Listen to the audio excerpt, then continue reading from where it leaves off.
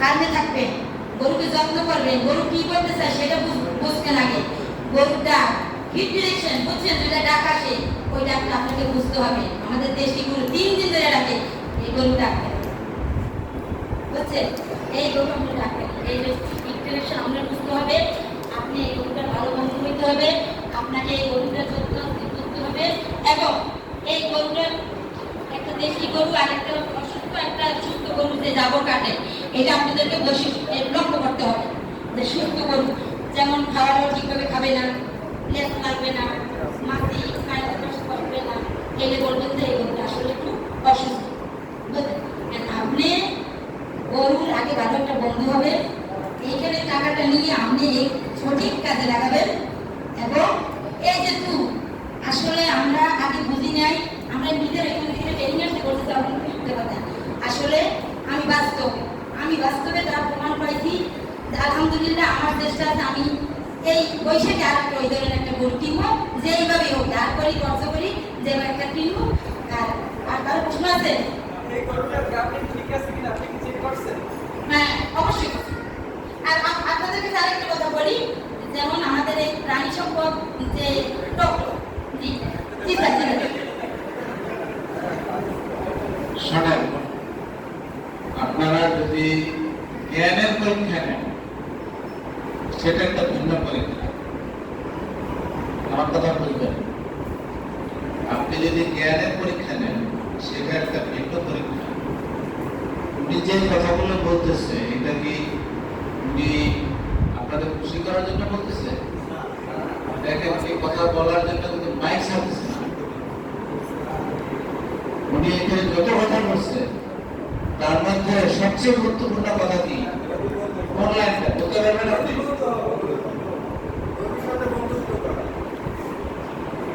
আপনি কাছাকাছি দিচ্ছেন। তার আগে একটা লাইন বলছে,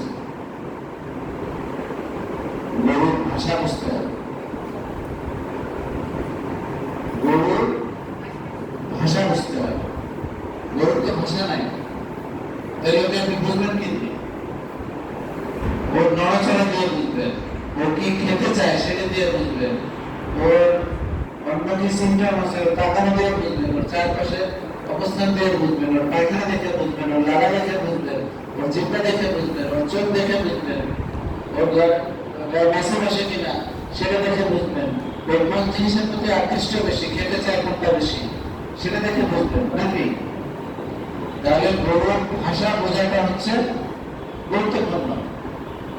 এখন আমি দুটো লোকের সাথে কথা বললাম, হ্যাঁ দুটো লোকের সাথে আমি কথা বললাম, দুইটা লোক কিন্তু একটা জায়গাতেই লাভবান হচ্ছে।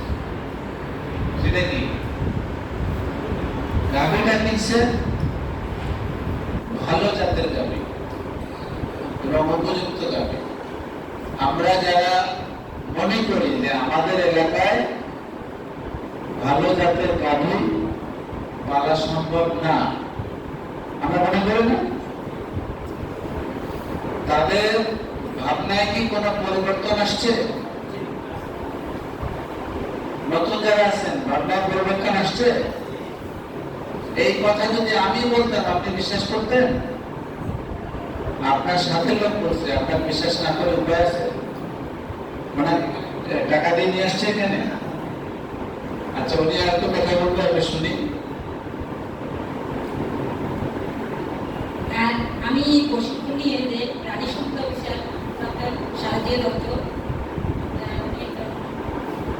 একজন ভালো ডাক্তার এই পশু বিষয়ে, আমি ওনার থেকে প্রশিক্ষণ নিয়ে এখন বর্তমানে যে আমরা যে গরুটা কিনছি 100 কেজি ক্রস অ্যান্ড আবার আমার দেশি গরু, এরপর থেকে আমি আমার ফার্মের গরুর চিকিৎসা আমি নিজেই করি। হ্যাঁ, জ্বর মাখা হতে ইনজেকশন ভ্যাকসিন যখন যা লাগে আমি নিজে করি। আমার যে পাশে যে একটু আগে বলছিল যে এখন বর্তমানে যে ডাক্তার কিন্তু লেখাপড়া জানে না, কিন্তু সেও পশু ডাক্তার। হ্যাঁ, তাই আমি আমার গরুটার একটু জ্বর হয়েছিল, আমি একটা গরুটা আমার পাশেই যে ডাক্তার তাকে আনছি, উনি জ্বরের জন্য পুরাবেন ইনজেকশন আনছি। আমার বলছে যে তুমি বিল দাও। তা আমি বললাম যে কত? 200 টাকা। আমি কিছু বলি নাই, আমি সব আমি বসে আমি টাকা নিয়ে আসছি। তাই উনি যে আমার যে গরুরে যে ওষুধেছে ইঞ্জেকশন ওই পোষাটা এমন জায়গায় ফেলাইছে এটা একটা ব্যাগ ওইটাকে উঠার সম্ভব না কিন্তু আমি কি করছি একটা লাঠি দিয়ে উঠেছি উঠে দেখি দাম কত জানে আমার গরুরে যে ভ্যাকসিন দিয়েছে 54 টাকা কেন উনি উনি ভ্যাকসিন করতে পারে আমি পারি না সমস্যা কোন জায়গায় আমি তো ট্রেনিং দিচ্ছি তারপর ওনার ওই জায়গাতে আমি 100 টাকা দিয়েছি আপনি দেন 50 টাকা আমরা ইঞ্জেকশনের তো 50 টাকা দিলাম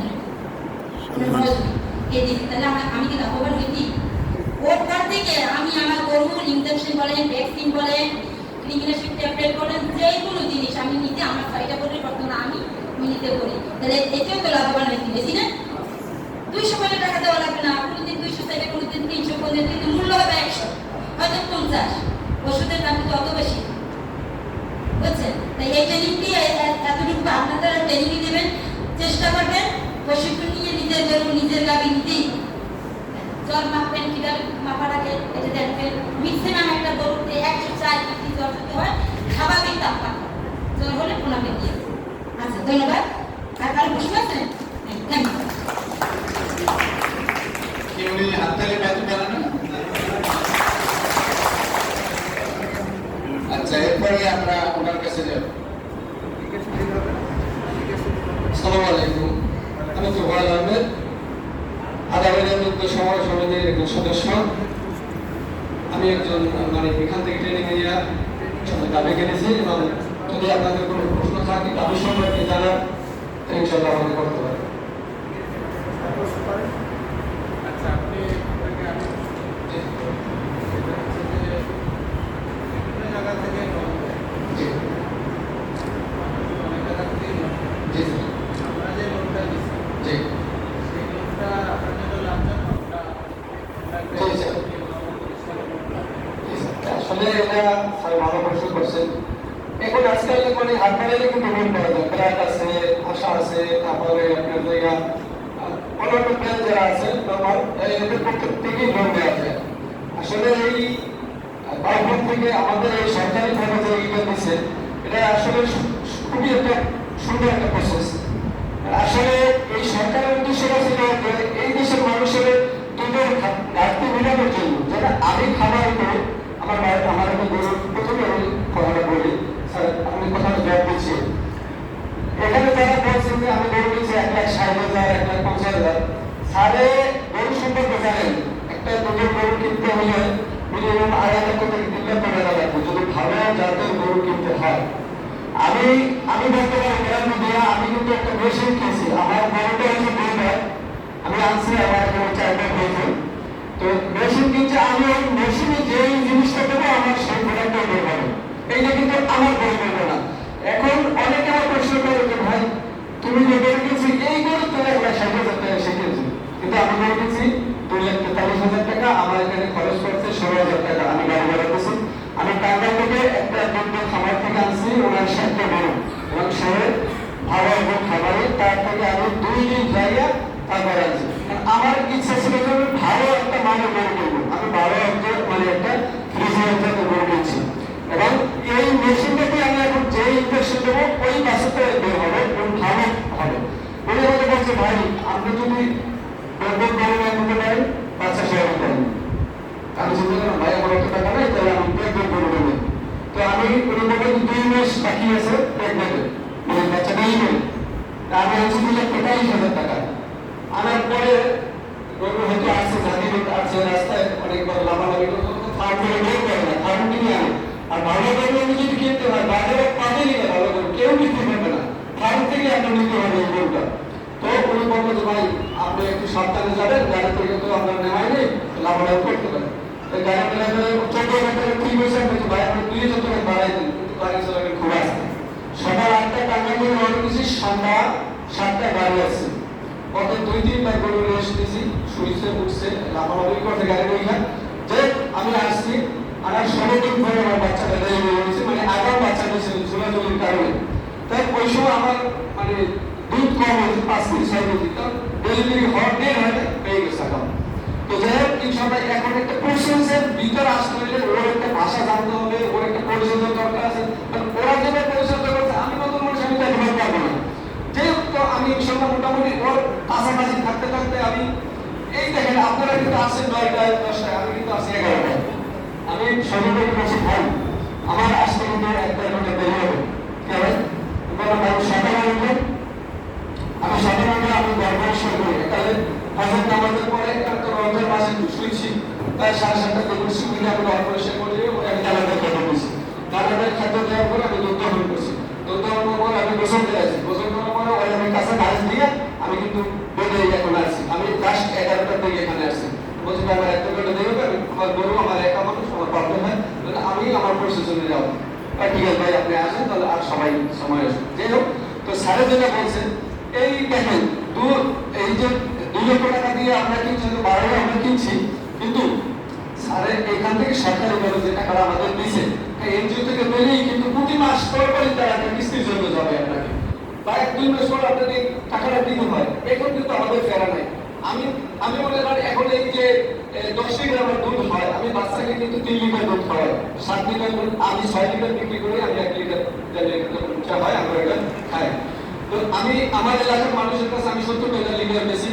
আমার এলাকার যারা গরিব মানুষ আছে তারা আমি তাদেরকে বলছি তোমরা আসবে, আমার বাজার থেকে যা দেয় তার চেয়েও পয়সা তোমাদের কম দেবে। আমি গরিব মানুষের তাদেরকে এই রমজান মাসে আমি এটা দিচ্ছি এবং তারা আসে নেই। আমি আজকে দিদি দোকানে দিই 3.5 কেজি, আর বাকিটা দিচ্ছি কিন্তু আমার এলাকার মানুষের। যাই হোক ইনশাল্লাহ আমি এদের থেকে লাভবান, এবং আমি মনে করি আমার আরো একটা গরু বাড়ানোর দরকার, যেহেতু আমি একটা নিয়ে কাজ করি। আমার একটা গরু আছে, জার্সি গরু আছে, সেটা 7 মাস প্রেগনেন্ট। এখন ওইটা বাচ্চা দিলে আমি 4টে গরু পালতে পারবো, মানে ঘরটা যেভাবে তৈরি করছি।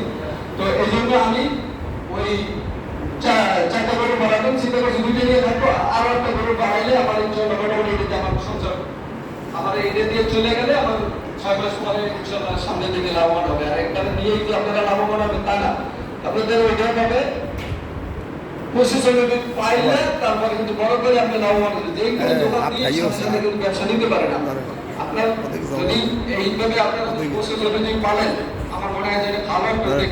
সরকার যেটা দিছে আমাদের এখন কেউ দেবে না, 2 বছর পরে তারা আসল টাকাটা নেবে, আস্তে আস্তে আবার আমাদের দিলাম। আর এই 2 বছর পর আমাদের গরুকে 2 বার মানে বাচ্চা দেবে, 2 বার বাচ্চা দিলে আমাদের এখনই দেখেন কত আদায় গেছে, তাহলে আমাদের ওই টাকা দিলে কিন্তু আমাদের এখনো কষ্ট হবে না, আমরা দুধ বিক্রি করে দেখতে হবে।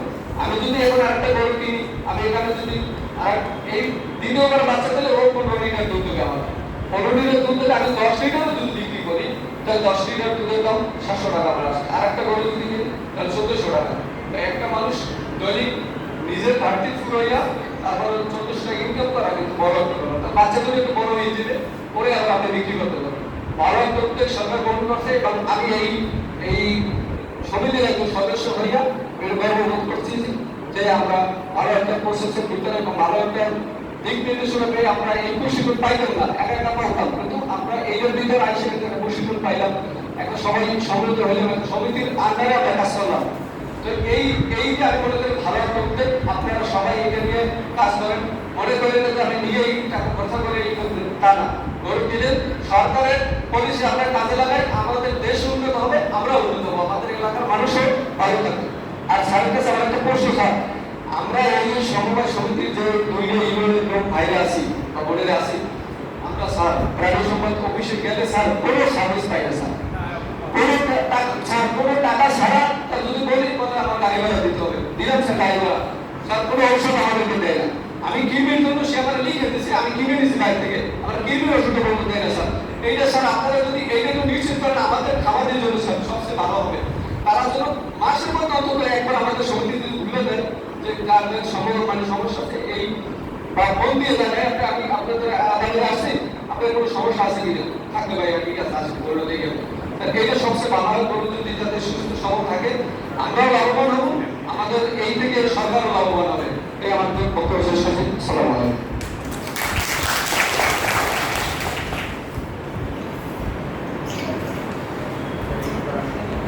আচ্ছা, আপনাদের